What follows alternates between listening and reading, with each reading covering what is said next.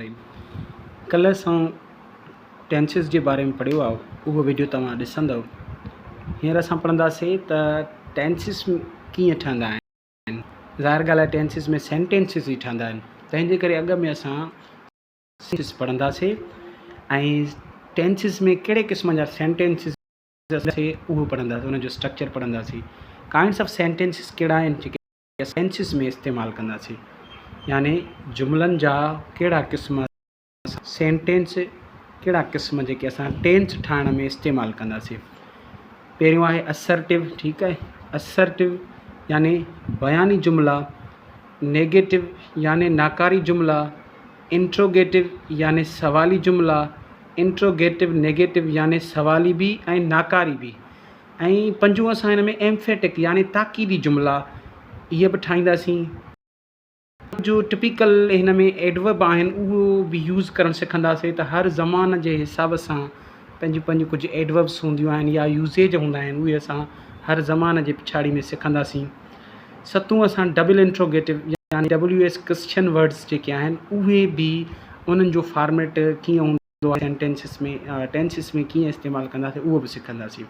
हाणे असां basic structure जेको सेंटेंस जो आहे उहो पढ़ंदासीं। त सेंटेंस में कहिड़ियूं हूंदियूं आहिनि। जॾहिं बि सेंटेंस ठहंदो आहे न, त सेंटेंस जा पार्ट्स आहिनि, यानी जुमिले जा पार्ट्स मेजरली 5 आहिनि। सिंधी में पाण फाइल चवंदा आहियूं, ॿियो वर्ब आहे जंहिंखे सिंधी में पाण फेल चवंदा आहियूं, टियों ऑब्जेक्ट आहे जंहिंखे असां सिंधी में मफ़ूल चवंदा आहियूं, चौथो कॉम्प्लीमेंट आहे जंहिंखे असां पूरा कंदड़ चवंदा आहियूं, यानी ही कंप्लीट द, इहा जेका आहे न इट कंप्लीट्स द सेंटेंस, इहा जुमिले जे मफ़हूम खे पूरो कंदी, यानी जेकॾहिं किथे किथे ऑब्जेक्ट न हूंदो आहे या सब्जेक्ट जे मफ़हूम खे कंप्लीट कंदी आहे। पंजों जेको आहे एडवर्ब हूंदी आहे, कॾहिं कॾहिं जुमिले में ऑब्जेक्ट न ईंदो आहे पर उन जी जॻह ते एडवर्ब ईंदी आहे। इहे 5 मेजर पार्ट्स आहिनि जेके असां यूज़ कंदासीं जॾहिं बि कोई टेंस ठाहींदासीं। 5 जुमिलनि जा क़िस्म इस्तेमालु कंदासीं। कहिड़ा कहिड़ा आहिनि। हाणे पहिरियों सब्जेक्ट पढ़ियोसीं। सब्जेक्ट यानी सिंधीअ में पाण हुनखे फाइल चवंदा आहियूं, ठीकु आहे। सिंधीअ में हुनखे असां फाइल यानी कम जो कंदड़ चवंदा आहियूं, ठीकु आहे। डूअर ऑफ एन एक्शन, कम जो कंदड़। सब्जेक्ट यादि रखी छॾियो त सब्जेक्ट हमेशह 2 शयूं थी सघनि थियूं, या त प्रोनाउन थी सघे थो, ठीकु आहे। सब्जेक्ट कहिड़ी शयूं थी सघनि थियूं जेके कॉमनली पाण यूज़ कंदासीं न सब्जेक्ट सेंटेंस में, उहे ही केस आहे सब्जेक्ट जी, इहे आहिनि प्रोनाउन, पर सब्जेक्ट तौर ते इस्तेमालु थींदा त हिन केस में इस्तेमालु थींदा।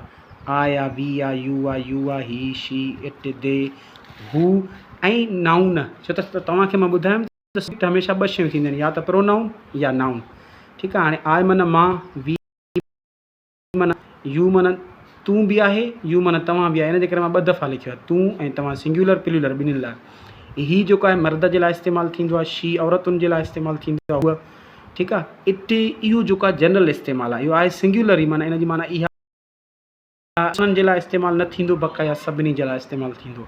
इंसाननि में बि जेकॾहिं बेबी जे लाइ इस्तेमालु कयो त पोइ थी सघे थो इट इज़ बेबी, ठीकु आहे। बाक़ी वॾे माण्हूअ जे लाइ इट इस्तेमालु न थींदो आहे। उन खां पोइ आहे दे। दे जेको आहे इहो माण्हुनि जे लाइ, बेजान लाइ, जानदारनि लाइ, सभिनी जे लाइ इस्तेमालु थींदो। हू जेको आहे प्रोनाउन आहे, यानी केरु। इहो जेको आहे इहो बि सब्जेक्ट तौर ते इस्तेमालु थींदो आहे, ऐं नाउन यानी इस्म जेके हूंदा आहिनि इहे बि सब्जेक्ट तौर ते इस्तेमालु थींदा आहिनि। हाणे असां हिन जे बारे में वधीक थोरो पढ़ूं। पहिरीं ॻाल्हि आहे त सब्जेक्ट ॻोल्हण जे लाइ का टिप ईज़ी कहिड़ी आहे का, जंहिंजे में असां जुमिले में सब्जेक्ट ॻोल्हे सघूं। Easy tip, find out the subject. बिल्कुलु ईज़ी टिप आहे त सब्जेक्ट असां कीअं ॻोल्हियूं, ठीकु आहे। हाणे इन में जॾहिं बि तव्हां सब्जेक्ट ॻोल्हियो त उन में छा कंदव, जुमिले खां केर जो सुवालु पुछंदव। आस्क क्वेश्चन ऑफ हू फ्रॉम वर्ब। मिसाल, हाणे इहे मां जुमिलो लिखियो आहे न, ही सबक़ु पढ़े थो, केरु पढ़े थो, जवाबु ऑटोमेटिकली पढ़े थो, ठीकु आहे। सवाल आहे ही सबक़ु पढ़े थो, कीअं ॻोल्हिजे, सवालु पुछो तव्हां उन खां त केरु पढ़े, जवाबु अची वेंदो ही, त ही छा आहे, ही जेको आहे, ठीकु आहे। ही मां तव्हांखे पॉइंट ॿुधाई त फाइल वारी जेका सीट आहे उहो हमेशह ज़मीर या इस्म यानी नाउन या प्रोनाउन ई वेंदो आहे उन ते। फलानी जेका आहे न फाइल या ॾींदो। ॿियो नंबर आहे वर्ब। वर्ब सिंधी में पाण चवंदा आहियूं फेल। वर्ब माना फेल। फेल माना सिंधीअ में पाण खे कमु बि चवंदा आहियूं, ठीकु आहे, सिंधीअ में इनखे कमु। हाणे इनखे जेका वर्ब इज़ डूइंग, हिकु कमु कंदड़ जेका लफ़्ज़ आहे, कम खे ज़ाहिर कंदड़, ठीकु आहे। जीअं रीड, राइट आहे, टीच आहे, लर्न आहे। हाणे सिंधीअ में हिनजी टेक्निक या तरीक़ो जे आख़िर में लूणु वणु हणी ॾिसो या लॻल हुजे, लॻल हुजे, उहो लफ़्ज़ ख़ासि करे वर्ब थी सघे थो। खाइणु, पीअणु, उथणु, सुम्हणु, ॻाल्हाइणु, पढ़णु, पढ़ाइणु, इहे सभई वर्ब आहिनि, फेल थी सघंदा। हिन वक़्तु इहे मसदर आहिनि, पर इहे फेल थी सघनि था, इहे वर्ब थी सघनि था, ठीकु आहे। इहा सिंधी में टेक्निक कहिड़ी आहे, जंहिंजे आख़िर में लूणु वणु हुजे।